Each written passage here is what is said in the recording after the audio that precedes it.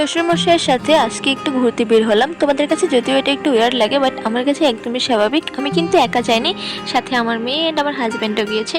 তো আজকে ফুল ব্লগটা শেয়ার করবো আমরা ঘুরতে গিয়ে কী করলাম, কে কে খেলাম অ্যান্ড কী কী অ্যাক্টিভিটিস করলাম। তোমরা সকলেই জানো আমি চাঁদপুরের মেয়ে অ্যান্ড আমার পার্টনার যে তার বাড়ি হচ্ছে বরিশালে। আমাদের হচ্ছে লাভ ম্যারেজ। তো আমি বরিশালে থাকি না, আমি চাঁদপুরেই থাকি। আমার শ্বশুরমশাই এই ফার্স্ট টাইম আমাদের বাড়ি আসছে অ্যান্ড কয়েকদিন থেকে আমাদেরকে নিয়ে ঢাকা গেছে। ঢাকায় হচ্ছে আমার বড় ভাসুরান যা থাকে, তো ওনাদের সাথে বাসায় একদিন থাকার পর আমাদেরকে নিয়ে বের হয়েছে একটু ঘুরতে। মানে মেন কথা হচ্ছে উনি ওনার নাতনিকে নিয়ে বের হয়েছে, আমাদের কথা তো না, ওনার নাতনিকে তো আর একা নিতে পারবে না, তাই আমাদেরকেও সাথে করে নিয়ে গেছে। সবকিছুর মাঝে আমি একটা সুন্দর দৃশ্য ক্যাপচার করতে ভুলে গেছি, মানে একটা হৃদয় বিদারক দৃশ্য, যেটা হচ্ছে আমার মেয়ে যখন বিভিন্ন রাইডে উঠতেছিল, ওর দাদা তখন হচ্ছে, ওর দাদার তো হচ্ছে স্মার্টফোন নাই, সে হাতে একটা ছোট্ট বাটন ফোন, ওই বাটন ফোন দিয়ে দেখলাম খুব সুন্দর করে ভিডিও করতেছে তার নাতনির খুশির মুহূর্তগুলো। কিন্তু এই জিনিসটা দেখে আমার কাছে এতটা ভালো লাগছে, বাট আমি ওইটা ভিডিওই করতে পারিনি। যাই হোক, সবকিছু শেষে আমরা একটু খাওয়া দাওয়া করে নিলাম। এখানে হচ্ছে শাহী ফুচকা, এরপর হচ্ছে নর্মাল ফুচকা, চিকেন রোল, তারপরে বার্গার, এগুলো খেয়েছে। আমার শ্বশুর শুধু চা খেয়েছে, আর তারপরে উনি ওনার নাতনিকে কিছু খেলনা কিনে দিল। ওখান থেকে কিছুক্ষণ ঘোরাঘুরির পর আমরা ব্যাক করলাম। ওখান থেকে আমরা যে জায়গাটাতে গিয়েছি ওটা হচ্ছে যাত্রাবাড়ি। যাত্রাবাড়ির শনিয়াকড়া কোনাবাড়ির ড্যামরার ওইদিকে, জায়গাটার নাম সঠিক বলতে পারি না, বাট এখানে এটাকে অনেকে মিনি কক্সবাজার বলে। তো এটা কেন মিনি কক্সবাজার বলে আমি সঠিক বলতে পারি না, কারণ এখানে কক্সবাজারের মতো কিছুই নেই। তো মোটামুটি খারাপ না, জায়গাটা মোটামুটি ভালো ছিল, বাচ্চাদের অ্যাক্টিভিটিসগুলো খুব সুন্দর ছিল। দেন আমরা ওখান থেকে চলে আসলাম যাত্রাবাড়ি শনিয়াকড়াতে। ওখানে এসে একটা রেস্টুরেন্টে ঢুকলাম। রেস্টুরেন্টে ঢোকার পর আমরা খাবার অর্ডার দিব, আর ঢোকার সাথে সাথে হচ্ছে আমাদেরকে ওয়েলকাম ড্রিঙ্কস দেওয়া হয়েছে।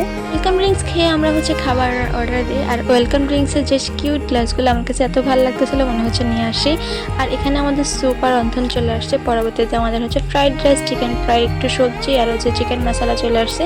সব কিছু খেয়ে দিয়ে আমরা হচ্ছে নাগা উইংস অর্ডার করছি, বাট নাগা উইংস খেতে গিয়ে আমি ভিডিওটাই ঠিকমতো করতে পারিনি, কারণ নাগা উইংসে এত পরিমাণ ঝাল, আমি হচ্ছে ভিডিও যে কন্টিনিউ করবো সেই মুডে ছিলাম না। পরবর্তীতে আমার হাজব্যান্ড যে খাবারগুলো ছবি তুলছে ওগুলো তোমাদের সাথে শেয়ার করতেছি। এখানে চিকেন ফ্রাই, তারপরে হচ্ছে চিকেন মশলা, হোয়াইট ভেজিটেবল, ফ্রাইড রাইস, এগুলো ছিল, নাগা উইংস আর স্যুপ। আমার কাছে সবচেয়ে ভালো লাগছে হচ্ছে নাগা উইংস আর স্যুপটা, যদিও ঝাল ছিল তবে ঝাল অনেক মজা ছিল, আর স্যুপটা তো অসাধারণ ছিল। আর একটা মজার কথা বলি, রেস্টুরেন্টে যেটাকে আমরা উইংস বলি সেটা কিন্তু ঘরে আসলে হয়ে যায় মুরগির পাক বা মুরগির হাতা, যেটা কিনা অনেকেই বাসায় মুরগির হাতা খেতে চায় না, কিন্তু রেস্টুরেন্টে গেলে ঠিকই উইংসটা খায়। Wings fry, wings Naga wings, salted, এগুলো সব কিছুই খায়।